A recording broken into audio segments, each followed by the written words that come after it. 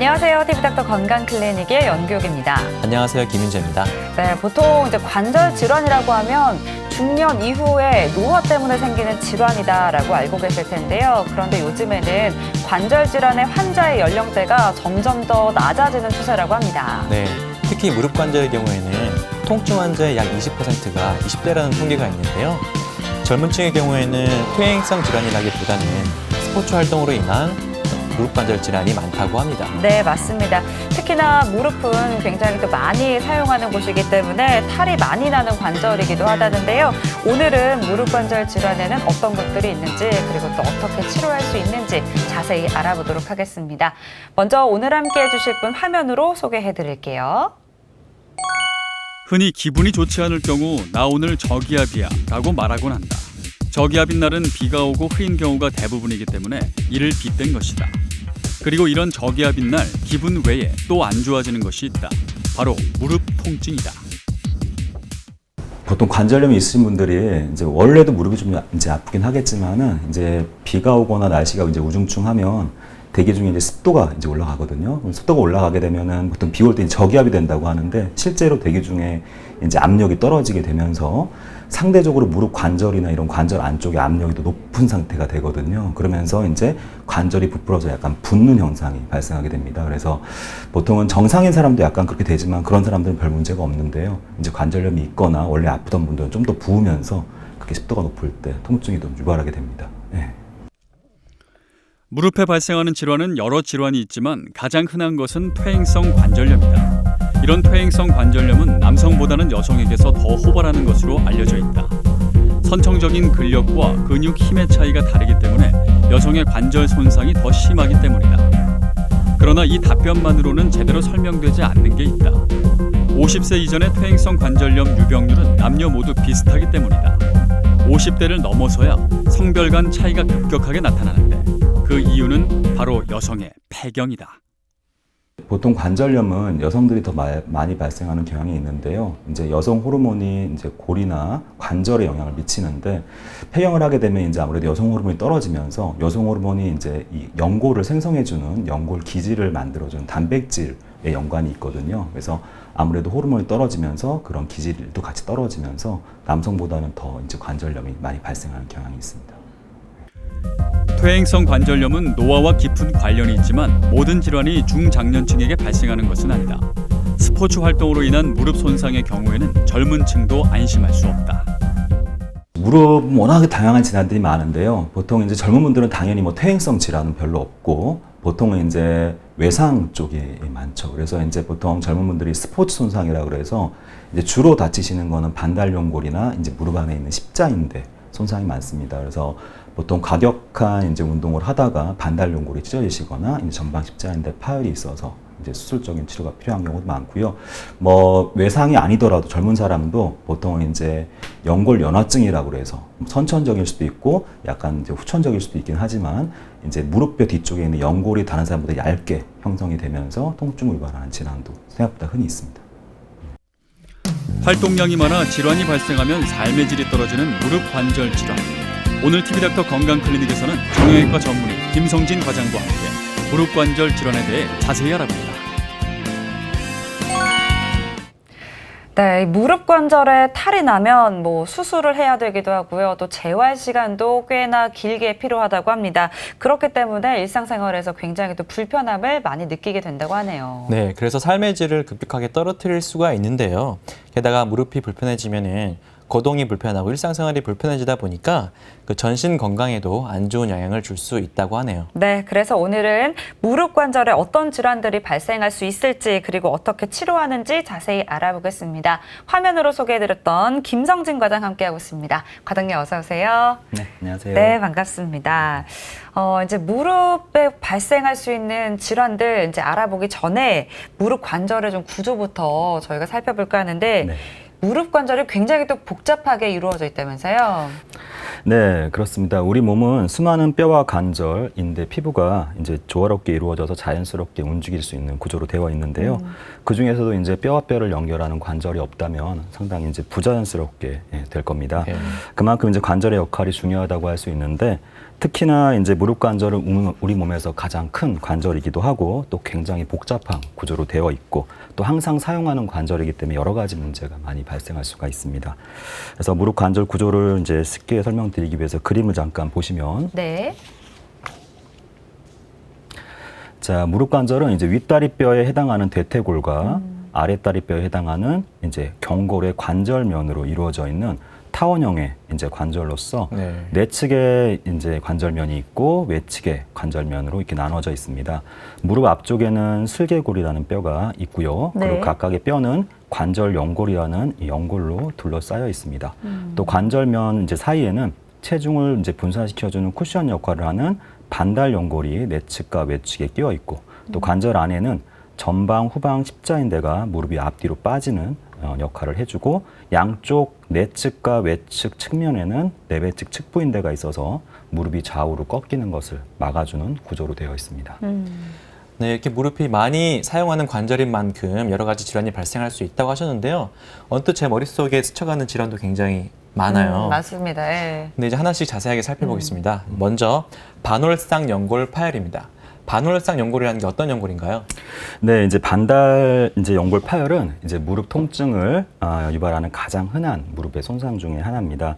반달 연골은 조금 전에 잠깐 그림에서 보셨듯이 이제 위에 다리, 아래 다리 뼈 사이에 끼어 있는 쿠션 역할을 하는 이제 구조물인데요. 체중을 실었을 때 관절을 보호하는 그런 연골이 되겠습니다. 네. 그러니까 반달 모양이어서 이제 이름이 반월상 연골인 네, 거죠. 네, 그렇습니다. 이제 왜 파열이 되는지도 궁금한데요. 뭐 무릎을 많이 썼다고 이게 파열이 되는 건가요? 네, 그렇기도 한데요. 이제 반달 연골의 파열은 주로 이제 운동을 하면서 무릎이 뒤틀렸을 때 외상으로 이제 파열되는 경우가 많고 직접적인 이제 타박에 의해서도 파열되는 경우가 있습니다. 또 고령 환자에서는 이제 반달 연골이 퇴행성 변화가 되게 되면 네. 반달 연골이 좀 얇아지고 이제 탄력이 없어지면서 이제 만성으로 퇴행성 파열이 발생하는 경우도 있습니다. 네. 네.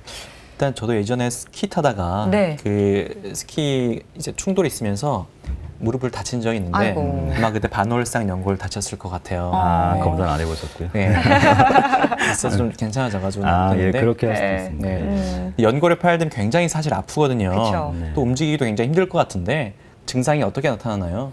네, 이제 환자분들이 이제 수상 당시에 이제 찢어지는 느낌을 느끼는 경우가 많이 있는데요. 반달 연골은 보통 이제 급성으로 찢어지더라도 어느 정도 걷거나 운동을 할 수가 있습니다. 대신에 이제 시간이 지남에 따라서 이제 무릎이 붓고 이제 통증이 악화되는 양상을 보여서 이제 결국에는 병원에 내원하는 경우가 많은데요. 네. 가장 흔한 증상은 이제 부종이 있고 통증이 이제 있는 거고요. 무릎을 펴거나 굽힐 때 무릎이 잘 이제 굽혀지거나 펴지지가 않으면서 걸리는 느낌이 있는 잠김 현상이라는 게 있는 경우가 있습니다. 또 이제 심하게 파열된 경우에는 이제 걸으실 때 무릎이 제대로 이제 그 홈에 껴있지 못해서 좀 덜그락거리는 불안정성을 네. 느끼는 경우가 있고요. 또 이제 무릎 운동 범위에 이제 제한이 나타나는 경우도 흔하게 있고, 또 이제 치료하지 않아서 이제 파열이 이제 그냥 지속되는 경우에는 파열된 부위가 그냥 있는 것이 아니고 체중이 실리면서 이제 추가적으로 더 파열이 돼서 파열 범위가 커지면 그 파열된 부위가 관절 안에 끼이면서 극심한 통증을 유발하는 경우도 네. 있습니다. 그렇군요. 그러면 이제 정확하게 좀 진단을 하기 위해서는 검사들이 필요할 것 같아요. 어떤 검사들을 하면 될까요? 예, 진단은 먼저 이제 어떻게 다쳤는지 그 병력을 이제 듣는 것이 가장 중요하고 네. 신체 검사는 이제 그 반달 연골이 위치해 있는 관절면을 따라 눌렀을 때 이제 압통이 있는지를 이제 보고 압통이 심하다면 이제 반달 연골 파열을 의심해 보게 되겠고 네. 무릎 관절을 굽혔다 펴서 반달 연골이 이제 끼이는 그런 동작을 했을 때 통증이 유발되는지 확인하는 것이 중요합니다. 방사선 검사는 이제 기본적으로 혹시 뭐 골절 등의 다른 이제 뭐 이제 수상이 이제 상태가 있는지 확인하기 위해서 엑스레이를 기본적으로 찍게 되고 이제 반달 연골 파열이 의심이 되면 MRI를 찍어서 이제 반달 연골 파열 부위나 정도를 정확하게 확인하는 것이 중요합니다. 네. 잠깐 사진을 보시면 이 그림은 이제 반달 연골 파열을 이제 MRI 사진을 찍어서 확인하는 사진인데요. 왼쪽 그림을 보시면 정면에서 본 사진인데 이쪽이 내측에 이제 반달연골이 이렇게 있는 게 네. 보이는데 이렇게 가로로 하얗게 된 부위가 이제 반달연골이 파열된 부위가 보이는 거고요. 이제 오른쪽 사진은 이제 반달연골의 뒷부분이 마찬가지로 이렇게 길게 가로로 찢어져 있는 게 확인이 되는 이제 MRI 영상입니다. 그래서 MRI는 파열된 양상과 찢어진 모양하고 정도를 정확하게 확인할 수가 있습니다. 네, 치료 방법에 대해서 한번 살펴보겠습니다. 먼저 수술하지 않고 치료할 수가 있죠. 네, 이제 반달연골은 뭐 무조건 수술하는 건 아니고요. 일반적으로 이제 치료 방법은 비수술적인 치료는 이제 파열된 이제 모양이나 부위, 정도에 따라서 다르고 또 환자분의 나이도 좀 고려를 해야 되고 네. 이 환자분이 이제 활동을 많이 하시는 분인지도 이제 고려를 해서 치료 계획을 세우게 됩니다. 이제 반달연골 파열 부위의 이제 그 크기가 작은 경우하고 이제 증상이 많이 지속되지 않고 또 무릎에 불안정성이 없으면 수술을 하지 않을 가능성이 높습니다. 또 활동력이 적은 고령 환자에서도 이제 증상이 경미한 경우에는 부종이나 통증을 경감하기 위해서 약물 치료를 하게 되고 안정하면서 지켜보면 대부분은 이제 보통 그냥 좋아지는 경우가 많습니다. 네. 네. 수술이 없이 이제 치료가 된다고 하면 이제 환자 입장에서는 가장 좋을 것 같은데 네. 반대로 또 꼭 수술을 해야만 하는 경우도 있을 것 같거든요. 어떻습니까? 네, 그렇습니다. 이제 앞의 경우하고는 이제 반대로 이제 파열 범위가 크거나 이제 보존적인 치료를 했는데도 계속 통증이 있다면 저희가 이제 관절 내시경으로 찢어진 부위를 봉합을 하거나 이제 봉합이 불가능한 경우에는 찢어진 부위를 이제 다듬어내는 네. 부분 절제술을 시행하게 됩니다. 뭐 봉합을 해야 될지 절제술을 해야 할지 뭐 결정하는 거는 여러 가지 고려 상황이 있겠지만 중요한 건 이제 환자의 나이를 고려하고 찢어진 부위가 봉합이 가능한 부위라면 봉합을 하게 되고 그렇지 않다면은 이제 부분적으로 도려내는 부분 절제술을 시행하게 됩니다.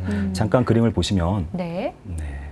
이 그림은 이제 반월상 연골의 모양을 그림으로 그려놓은 건데요. 우측 모양이 이제 반달연골, 내측 반달연골에 파열된 것을 이제 그려놓은 그림입니다. 네. 파열된 위치는 반달연골의 중간부가 파열이 되어 있고 약간 변두리 쪽으로 쭉 일자로 세로 모양으로 파열된 양상입니다.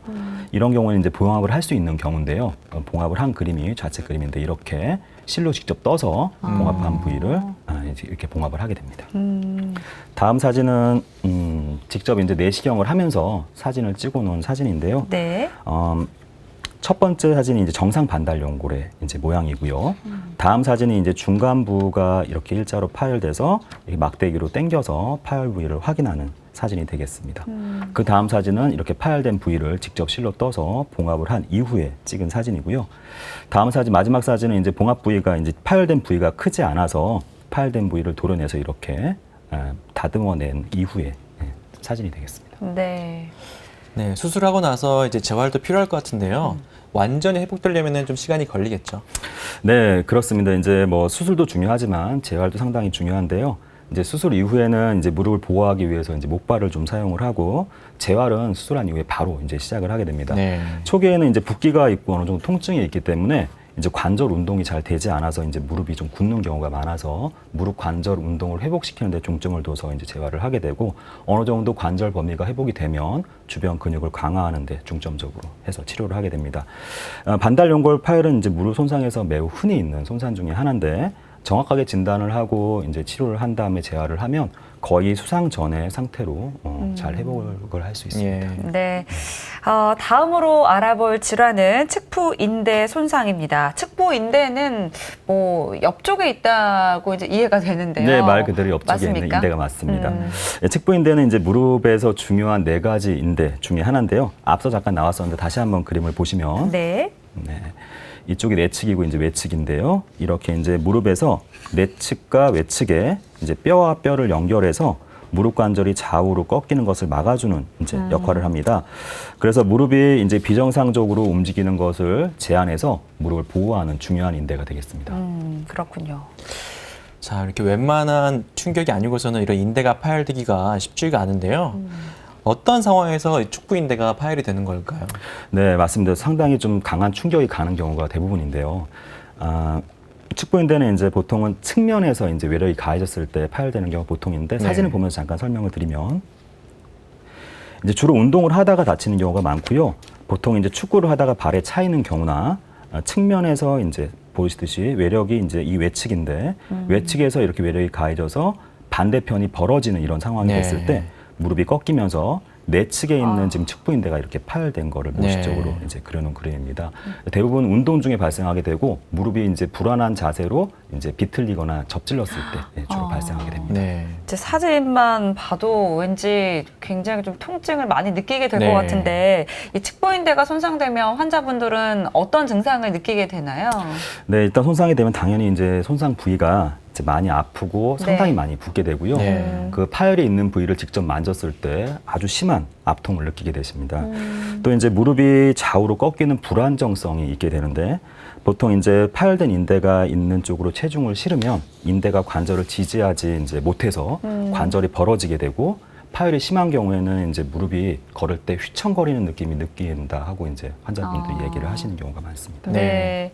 저도 이제 응급실에 근무하다 보면은 그 운동하시다가 환자분들이 많이 무릎 오세요. 통증에 호소하시면서 많이 오시거든요.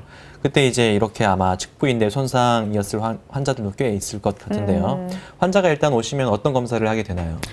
네, 이제 측부인대 손상은 신체 검사가 가장 중요한데요. 이제 무릎 관절에 손으로 힘을 직접 줘서 네. 무릎을 꺾어보는 겁니다. 그래서 네.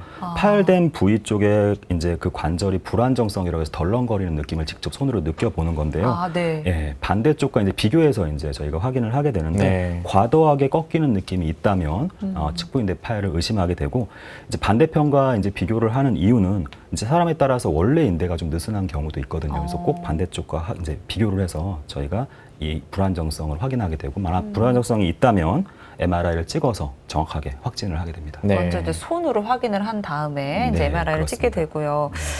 이제 인대가 손상이 되면 뭐 그 인대를 좀 수술해야 되지 않을까? 저 개인적으로 이렇게 생각이 들거든요. 치료는 네. 어떻게 하나요? 그렇습니다. 끊어지면 아까 사진에 보였듯이 상당히 좀 이렇게 무섭게 끊어지게 되는데요. 네. 뭐 수술을 해야 될 것처럼 보이지만 사실 완전히 파열되더라도 내측 측부인대는 수술이 이제 필요한 경우가 거의 없습니다. 거의 없고 외측 측부인대도 보통은 거의 수술을 하지 않고 그다음에 보통 이제 외측 측부인대가 끊어지면서 동반된 다른 인대 손상이 있거나 아니면 불안정성이 심한 경우에만 수술을 이제 하게 됩니다.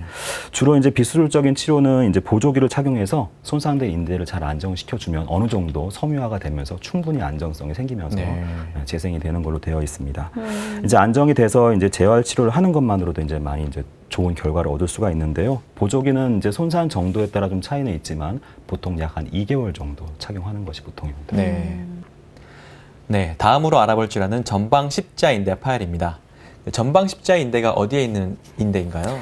네, 이제 전방 십자인대는 이제 무릎 관절 안쪽에 존재하는 이제 구조물인데요. 네. 앞쪽에 전방 십자인대, 또 뒤쪽에 후방 십자인대가 이제 X자 모양으로 겹쳐서 네. 지나가서 저희가 십자인대라고 부르는데 잠깐 그림을 보면서 다시 한번 설명을 드리면 네.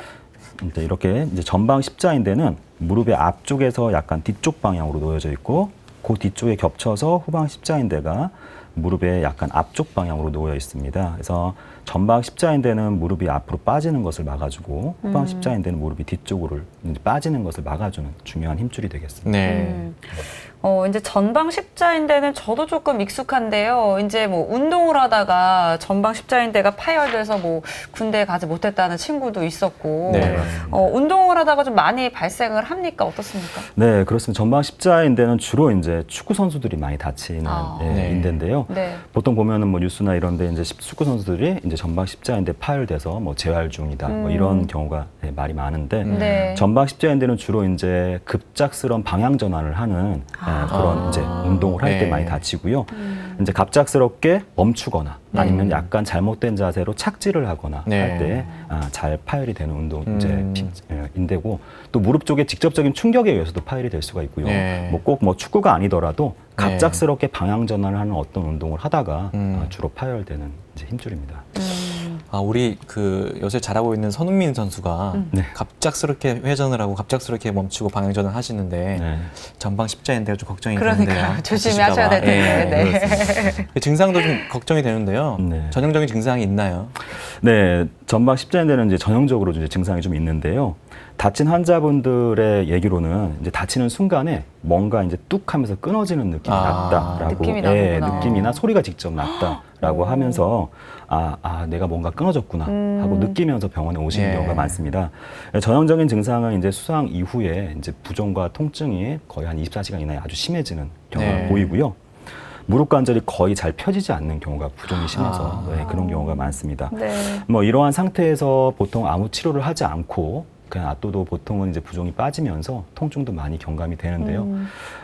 이제 보통 한 2주 정도 되면 거의 부종이 잘 빠집니다. 근데 이제 2주가 지나서 아무 이제 치료를 하지 않고 다시 운동을 하더라도 통증은 별로 없는데 이제 운동을 하실 때 무릎이 앞쪽으로 덜그럭거리는 느낌이 지속돼서 병원을 오시는 경우가 많습니다.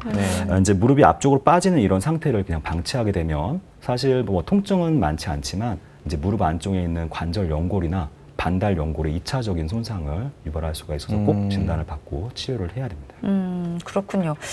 그러면 이제 전방 십자인데 이게 파열됐을 경우 뭐 아까 이제 소리를 듣게 되기도 한다라고 말씀해 주셨는데 정확한 진단을 위해서는 검사가 필요할 것 같아요. 어떤 검사들을 받게 될까요? 네, 일단은 다칠 당시에 어떤 양상으로 이제 무릎이 다쳤는지 그런 상황을 듣는 게 가장 중요하겠고요. 네. 신체 검사로는 이제 무릎을 잡고 이제 아랫다리를 당겨서 무릎이 앞쪽으로 이제 덜그럭거리는 불안정성이 있는지를 검사하고 만약에 앞쪽으로 이제 당겨지는 불안정성이 있다면 손으로 이것도 보는 거네요? 네, 그렇죠? 직접 손으로 당겨지면 전방 십자인대가 완전히 파열된 경우에는 무릎이 앞쪽으로 밀리는 느낌을 많이 느껴질 수가 있습니다. 그래서 그런 느낌이 느껴져서 이제 전방 십자인대 파열이 의심이 되면 MRI를 촬영을 해서 정확하게 진단을 하게 됩니다. 네.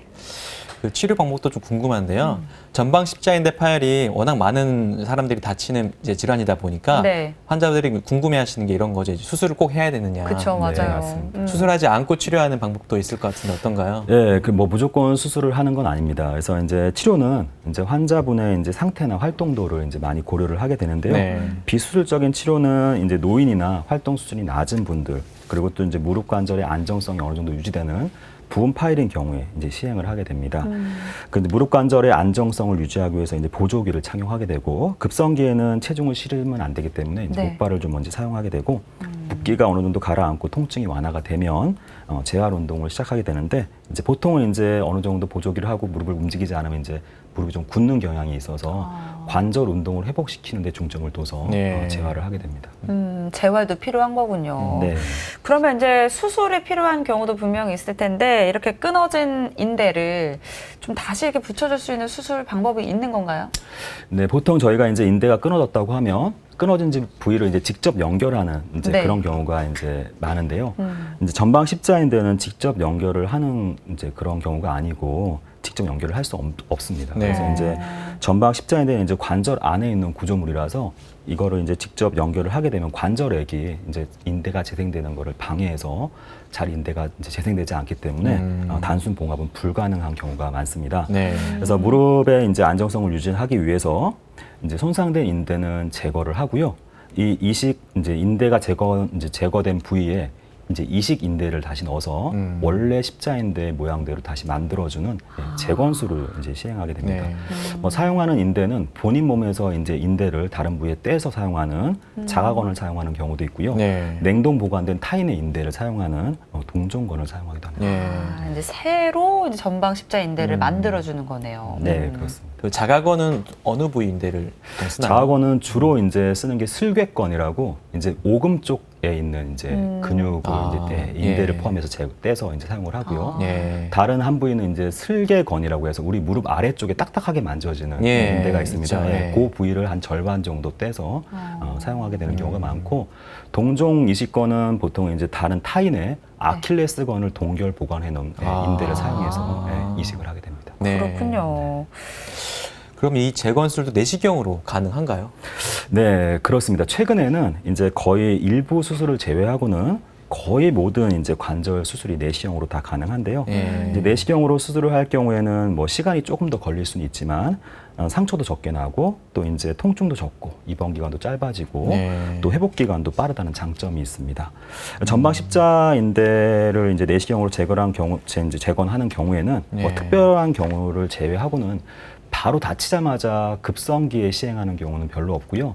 이제 전방 십자인대가 끊어지게 되면 이제 십자인대가 끊어진 부위에서 이제 출혈이 되게 돼서 무릎 안에 피가 고이는 이제 혈관절증이라는 게 생길 수가 있는데 그 혈관절증이 생기면 이 피 이제 혈종이 염증 반응을 유발해서 이제 아. 무릎이 붓고 염증이 계속 이제 무릎에 있는 상태가 돼서 그 염증이 가라앉는 기간이 보통 한 2주 정도가 소요가 되게 됩니다. 그래서 그 기간 내에 이제 만약에 이식을 하게 되면 이식건에도 염증이 발생해서 이식건이 이제 약간 섬유화가 되는 섬유 관절증이 발생해서 네. 무릎 관절 범위가 잘 안 나오는 경우가 있어서 보통은 수상 이후에 특별한 경우가 아니면 보통 붓기가 어느 정도 빠지고 나서 2주경에 수술을 하게 되는 경우가 보통입니다. 네.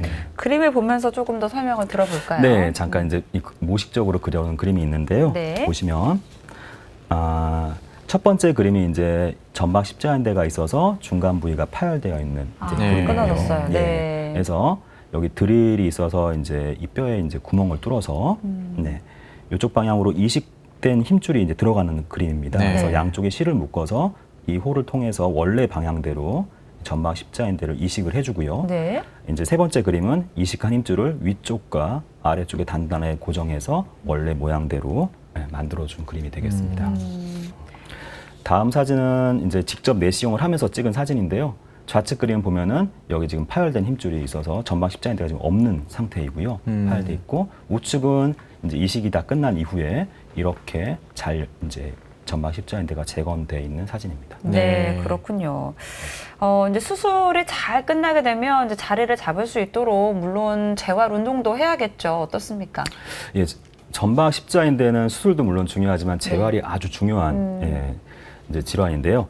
보통 이제 운동 선수들이 전방 십자인대가 파열되고 나서 운동에 복귀하는데 시간이 아주 많이 걸립니다. 네. 그래서 보통은 뭐 사람에 따라서 약간의 차이는 있겠지만은 평균적으로 10개월 이상의 시간이 네. 오래 걸리네요, 진짜. 예, 상당히 네. 많이 걸립니다. 네. 그래서 초기에 이제 재활 운동은 이제 무릎 관절 운동 범위를 회복하는 데 중점을 둬서 네. 이제 시행을 하게 되고 그 이후에는 주변 근력을 강화해서 무릎이 이제 충분히 지지가 될 수 있게 재활을 하게 되고 또 이식한 힘줄이 어느 정도 이제 생착이라고 해서 본인 힘줄이 되는 기간이 필요한데요. 그 기간 동안 이식한 힘줄이 잘 안착이 되고 어느 정도 힘을 받고 강화가 그러니까 안정을 시키기 위해서 인대 강화 운동을 위주로 해서 운동을 하게 됩니다.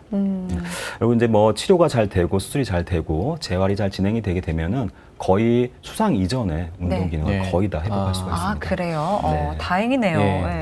아, 제가 궁금한 게 이제 제가 좋아하는 박지성 선수가 예전에 무릎을 다쳤어요. 아, 네네. 그래서 몇 번 다치셨거든요. 네, 맞습니다. 근데 항상 궁금했던 게 이렇게 충분히 치료를 하고 재활 치료를 한 후에 이런 최고의 기량을 발휘하는 운동 선수가 네. 과연 그 정도의 기량을 회복할 수 있는지가 저는 항상 궁금했었거든요. 뭐 경우에 따라서 많은 차이가 있겠지만은 전방 십자인대는 수술한 이후에 완전히 원래대로 회복하기는 원래 기능을 100% 회복하기는 좀 어렵다고 생각이 되고요. 네. 그래서 보통 저희가 이제 전방 십자인대가 파열돼서 수술을 한 경우에 최근에도 이제 군대가 이제 전방 십자인대 파열은 면제가 되거든요. 맞아요. 예, 네. 그렇기 때문에 어느 정도 무리를 했을 때 이식한 힘줄은 본인 힘줄만큼의 역할은 못하는 걸로 아직까지 예. 보고 있습니다.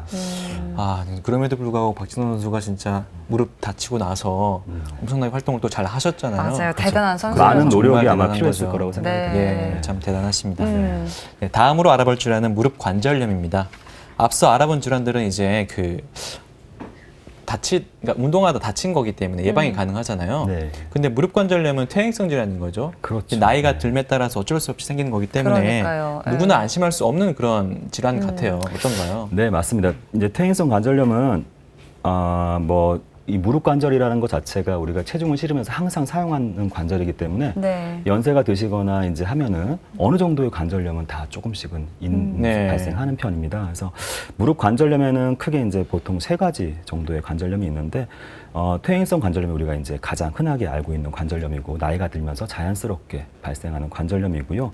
보통 퇴행성 관절염 외에 저희가 많이 알고 있는 관절염이 류마티스 이제 관절염이 맞아요. 있습니다. 네.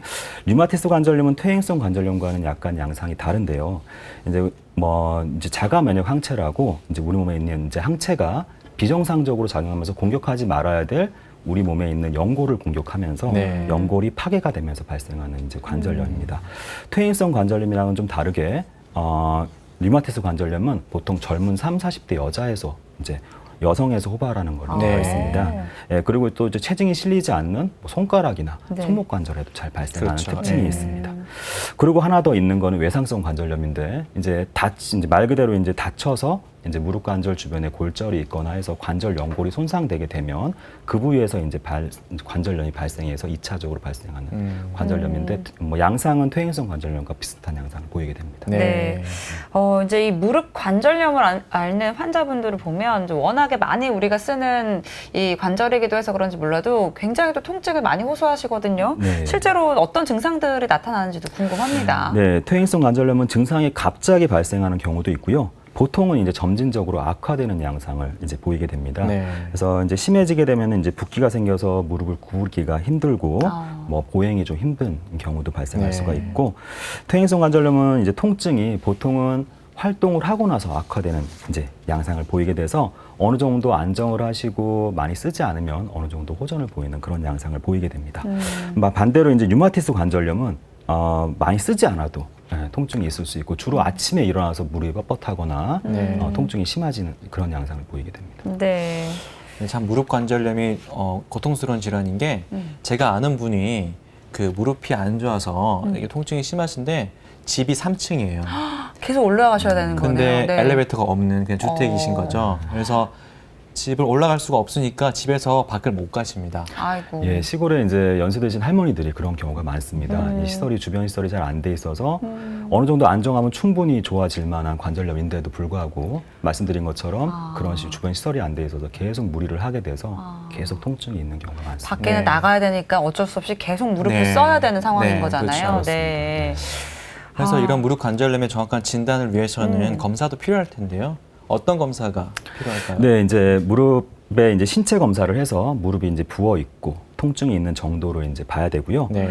대부분 이제 관절염이 진행되면 내측에 있는 관절면이 망가지기 때문에 우리가 보통 안짱다리라고 하는 네. 무릎의 네. 안쪽으로 휘는 변형이 생기게 됩니다. 그래서 외관상으로만 봐도 어느 정도 관절염이 심한구나 이런 걸 네. 이제 알 수가 있고요. X자 다리 말씀하시는 그렇죠. 거죠? 이렇게 안짱다리가 돼서 휘는 오다리라고 하죠. 오다리. 예, 그런 네. 다리가 이제 오다리. 변형이 발생을 하게 되고, 퇴행성 관절염은 엑스레이만으로 충분히 진단이 가능한 네. 질환인데, 엑스레이 사진을 찍어서 이제 퇴행성 관절염이 있는 관절의 간격이 좁아져 있거나 아니면 매끄럽지 못하고 울퉁불퉁하게 변형이 되는 이제 골극이 형성된 거를 엑스레이에서 확인할 수가 있습니다. 네.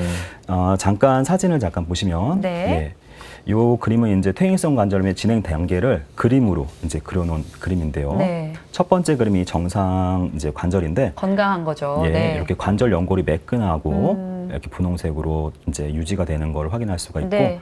이제 중간 부분이 이제 중기 정도의 진행이 된 관절염인데, 네. 연골 부분이 보시다시피 이렇게 울퉁불퉁하게 변형이 돼 있고, 네. 빨갛게 이제 염증 반응이 있고, 골극이 이렇게 울퉁불퉁하게 형성된 걸 확인할 수가 있고, 더 진행이 돼서 말기가 되게 되면은 더 심한 골극이 형성이 돼 있고, 네. 염증 반응도 더 심해져서 관절 안에 이렇게 관절이 부풀어서 이제 관절 안에 네. 차게 돼서 물이 차는 이런 증상이 발생하게 됩니다. 네. 다음 사진을 잠깐 더 보시면 요건 이제 엑스레이 사진인데요. 좌측의 사진은 정상 무릎의 엑스레이 사진이고요. 잘 보시면 관절면이 잘 유지가 되고 있고 네. 특별한 변형이 없어 보입니다. 이제 우측에 이제 사진이 퇴행성 관절이 많이 진행된 후의 사진인데, 보시면 이제 내측 관절면이 이제 거의 협착이 돼서 뼈가 맞닿아 있고, 네. 그다음에 그렇네요. 주변에 이렇게 울퉁불퉁하게 골극이 형성된 걸 볼 수가 있습니다. 또 정상과 비교했을 때 무릎이 안쪽으로 휘어 있는 안짱다리 변형이 있는 네. 것을 확인할 수가 있습니다. 네, 이제 비전문가의 눈으로도 이제 구별이 되는데, 치료 방법에 대해서도 좀 알아보도록 하겠습니다. 뭐 생활 습관을 교정한다든가 아니면 뭐 운동을 통해서 어느 정도 좀 증상을 호전시킬 수 있을까요? 네, 그렇습니다. 앞서 내용에서 잠깐 나왔지만 이제 퇴행성 관절염은 이제 안정하면 통증이 호전되는 양상을 보입니다. 네. 그래서 이거는 이제 무릎 관절에 스트레스를 덜 주면 증상이 호전되는다는 이제 의미인데요. 그래서 체중을 감량하고 그다음에 달리기나 등산 등 이제 무릎에 무리가 가는 운동은 이제 피하고, 그다음에 그런 정도의 체중 뭐 일상생활에 이제 변화만 주더라도 무릎 관절에 스트레스를 많이 줄여줘서 상당한 효과를 볼 수가 있습니다. 네. 또 이제 무릎 주변에 근력을 강화하는 운동을 하게 되면은 이제 퇴행성 변화가 있는 이 무릎 관절을 지지해주는 역할을 해서 상당한 통증의 호전을 볼 수가 있습니다. 네. 또 이제 무릎 보호대를 사용하는 것도 상당히 이제 효과가 있고요. 네. 신발은 이제 어느 정도 무릎의 충격을 흡수할 수 있는 좀 이제 쿠션이 있는 신발을 신으시는 게 좋겠고, 또 이제 지팡이를 짚게 되면 무릎 관절에 체중이 실리는 것을 상당히 많이 분산을 시켜서 많은 도움을 받을 수가 있습니다. 예. 네. 보통 이제 치료할 때 약을 또 많이 복용하시는데요. 그 어르신들 이제 병원에 오시면은 어떤 약을 복용하시는지 여쭤보면은 우리가 고혈압약, 당뇨약은 보통 드시는 경우가 많잖아요. 네, 그렇죠. 근데 또 한 가지 이제 주로 드시는 게 관절염 약인데 관절염 약을 아플 때만 드시는 경우도 있지만 그냥 꾸준히 쭉 드시는 경우가 많아요. 그렇구나. 그렇게 약을 복용하기도 하고 또 이렇게 관절 내 주사를 또 맞기도 하잖아요. 예, 네. 맞습니다. 좀 말씀 해주시죠. 네, 관절염의 이제 가장 기본적인 치료는 이제 소염 진통제라는 약물 치료인데요. 단순히 뭐 이제 통증을 덜어주는 역할도 있지만 네. 이제 소염 효과가 있기 때문에 염증을 이제 가라앉혀서 염증으로 인한 그 통증을 빨리 가라앉혀주는 역할을 하고 네. 무릎 관절염은 특징적으로 이 염증이 반복되는 이제 양상을 보이게 되는데 이 염증 반응이 있을 때 소염제를 빨리 먹어서 염증을 빨리 가라앉혀주면 이 관절염이 빨리 진행되는 것을 네. 막아주는 역할을 하게 되겠습니다. 그래서 뭐 아주 심한 관절염인 경우에는 약물을 이렇게 장기적으로 계속 복용하는 경우도 많지만 보통은 간헐적으로 염증이 있을 더 아플 때 약을 복용하는 것이 보통입니다. 네. 그리고 뭐 주사 같은 경우에는 저희가 네. 연골주사를 많이 맞는데요. 연골주사는 연골 성분으로 되어 있는 이제 액상의 주사로 이제 무릎에 연골주사를 놓으면 이제 무릎 관절면 사이에 들어가서 이제 윤활 작용을 하면서 네. 통증을 경감시켜주는 역할을 하고 또 이제 뭐 이런 여타의 뭐 소염제를 먹거나 연골주사를 맞더라도 통증이 극심한 경우가 있습니다. 그런 경우에는 저희가 선택적으로 많이 하진 않지만 무릎 관절 내에 스테로이드 주사를 네. 놓게 되면 상당한 효과를 볼 수가 있습니다. 예. 대신에 이 스테로이드 주사는 장기간 반복적으로 맞았을 때는 연골을 더 많이 파괴시키는 역할을 하기 아이고. 때문에 네. 반복적으로 장기간 사용하는 것은 권장되지가 않습니다. 네. 그러면 또 수술이 필요한 경우도 있을 것 같습니다. 어떤 경우에 수술을 고려하게 되나요? 네, 퇴행성 관절염의 가장 중요한 치료 목표는 통증을 완화시켜주는 겁니다. 네. 그래서 앞서 말씀드린 약물 치료나 여러 가지 생활 습관을 이제 변형하고 하는 이제 비수술적인 치료를 해보고 그래도 통증이 호전되지 않는다면 여러 가지 이제 수술 방법들을 고려하게 됩니다. 네, 이제 수술 방법에 대해서 하나씩 알아보겠습니다. 먼저 관절 내시경을 이용한 방법인데요. 어떤 수술인가요? 네, 관절 내시경은 이제 모든 관절염에서 다 시행할 수 있는 것은 아니고요. 이제 초기나 중기 관절염에서 관절 내시경을 해서 이 손상이 돼 있는 관절 연골을 어느 정도 다듬어줘서 통증을 좀 경감시켜주는 그런 방법입니다. 네. 그래서 이제 연골이 닳아서 이제 뼈가 이제 노출이 돼 있는 부위를 내시경으로 확인을 하고 그 부위에 이제 미세하게 구멍을 뚫어주면 그 벗겨져 있는 연골을 어느 정도 좀 재생하는 그런 효과도 볼 수가 있습니다. 네. 말기 퇴행성 관절염에서는 이런 치료가 별 효과가 없기 때문에 거의 내시경을 시행하지 않습니다. 예. 네, 그렇군요. 내시경으로도 수술이 가능하다고 하니까 환자분들 입장에서 조금 더 안심이 될 것 같고요. 네. 다음은 이제 근위 경골 절골술입니다. 이건 어떤 수술일까요? 네, 이제 말이 좀 어려운데요. 네. 이거는 이제 한 60세 이하의 이제 연세가 많지 않고 좀 젊으시고 활동력이 많으신 분인데 무릎의 내측 관절면만 이상하게 이렇게 관절염이 좀 진행된 네. 경우에 내측에만? 저희가, 네. 심한 경우에 시행하는 방법인데요. 무릎 관절의 바닥에 해당하는 뼈가 경골인데 네. 그쪽에 있는 뼈를 절골 잘라서 변형을 교정시켜주는 방법입니다. 사진을 보면 잠깐 설명을 드리면 네. 네. 이제 좌측 사진이 수술 전 사진인데요. 잘 보시면 이제 안짱다리 변형이 이렇게 되어 있고요. 네. 관절면을 자세히 보시면 외측은 괜찮은데 이제 내측 관절면만 이렇게 협착이 돼 있으면서 울퉁불퉁하게 퇴행성 변화가 진행이 되어 있습니다. 그래서 이 아랫다리뼈에 해당하는 이 경골에 네. 근위부를 절골을 해서 이 다리를 바깥쪽으로 펴주는 붙지 않도록 조금 떨어뜨려 주는 거군요. 네, 그렇습니다. 그래서 내측 관절면에 체중이 실려서 이렇게 과도하게 퇴행성 변화가 되는 거를 체중을 외축으로 이제 실어줌으로 해서 어느 정도 내측에 실리는 스트레스를 분산시켜주는 수술 방법이 되겠습니다. 네. 우측을 보시면 이제 네. 여기를 절골을 해서 이제 금속으로 고정한 사진인데요.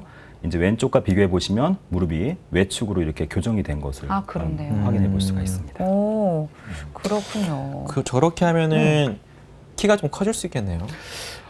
그렇습니다. 약간 뭐 네. 많이는 아니지만 네. 안짱다리가 돼서 휘어 있던 무릎이 펴지면서 예. 약간의 다리 길이가 길어지는 효과가 있습니다. 예. 원래 이제 자세 교정에도 뭐 이렇게 네, 조금은 키가 그렇죠. 커진다고 하잖아요. 그래서 우리가 그 사춘기 청소년들 네. 저런 안짱다리의 모양을 가진 청소년들 있잖아요. 네, 예. 그런 이제 환자들 그런 수술 치료해주면은 예. 키도 커지면서 동시에 관절염도 예방할 수 있는 그럴 수 있겠네요. 그렇죠. 젊은 사람에서는 웬만하면 잘 시행하지는 않는데요. 네. 좀 병적으로 뇌관 변형, 오다리가 심하고. 심한 네. 경우에 관절 자체에 퇴행성 변화가 없더라도 저희가 이렇게 절골술, 아까와 비슷한 치료를 해서 무릎을 펴주는 그런 수술을 하는 경우도 있습니다. 네. 그렇군요. 키도 커지고 그 관절염도 예방할 수 그렇죠. 있는 그렇죠. 맞습니다. 그런 수술 맞습니다. 같습니다. 음. 그 다음은 인공관절 치환술입니다. 이건 아마 가장 마지막에 고려하는 수술이 아닐까 싶어요. 네, 맞습니다. 인공관절 치환술은 말 그대로 이제 퇴행성 변화가 있는 관절을 인공 구조물로 대체하는 방법인데요. 네. 뭐 무릎 관절의 이제 손상이 너무 심하고 통증이 심해서 뭐 여타의 다른 방법으로 해결할 수 없을 때 마지막으로 시행하는 방법이 되겠습니다. 인공관절 치환술은 1960년대에 처음 시행이 됐고요. 네. 그 이후에 인공관절의 구조 이제 고형물이나 수술 기술이 많이 발전하면서 현재는 퇴행성 관절염에서 가장 많이 시행하는 수술적 네. 방법이 되겠습니다. 네. 그렇군요. 그러면 어떤 분들이 이 인공관절 치환술을 받게 되나요?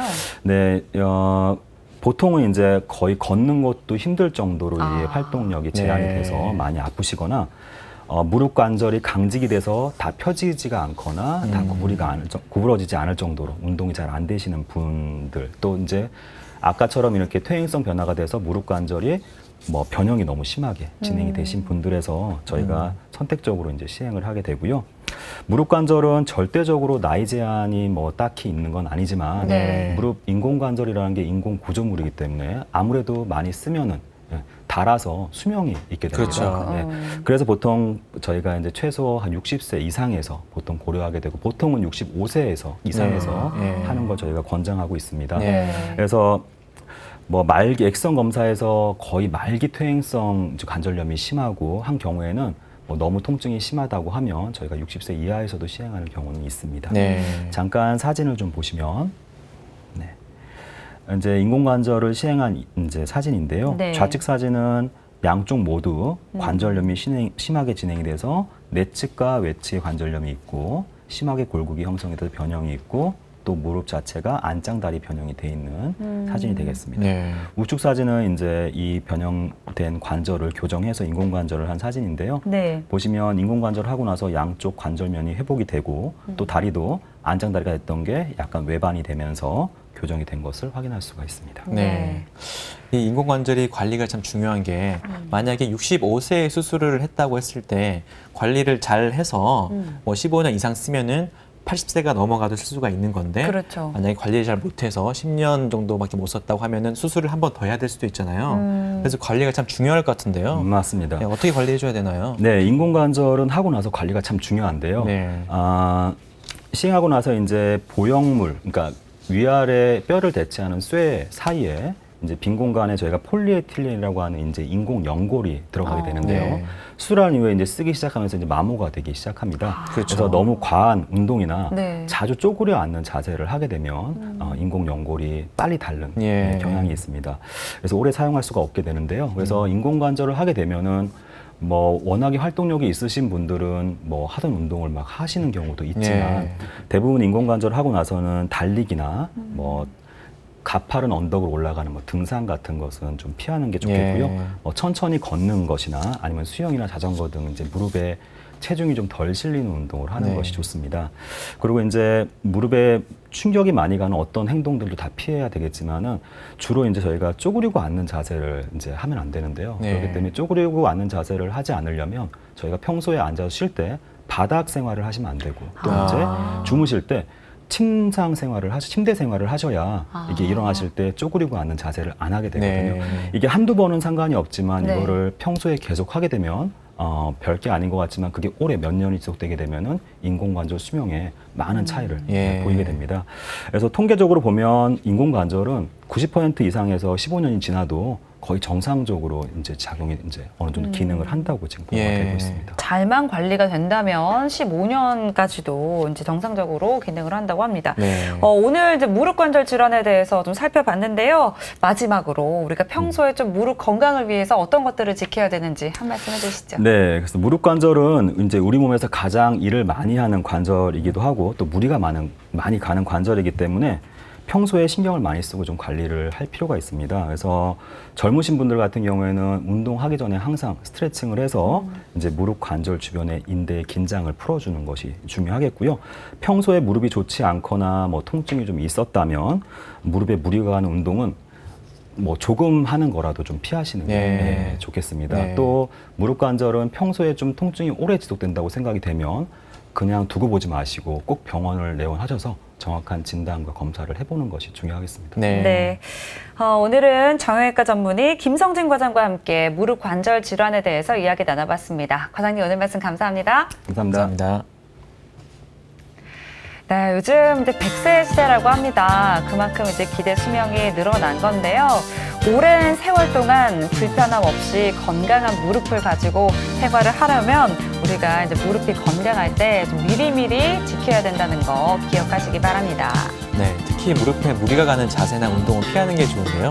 걷기나 수영, 또 실내 자전거가 도움이 된다고 하니까 꾸준히 해주시면 좋을 것 같습니다. 네, TV닥터 건강클리닉 오늘은 여기까지입니다. 저희는 다음 이 시간에 다시 찾아뵙겠습니다. 고맙습니다.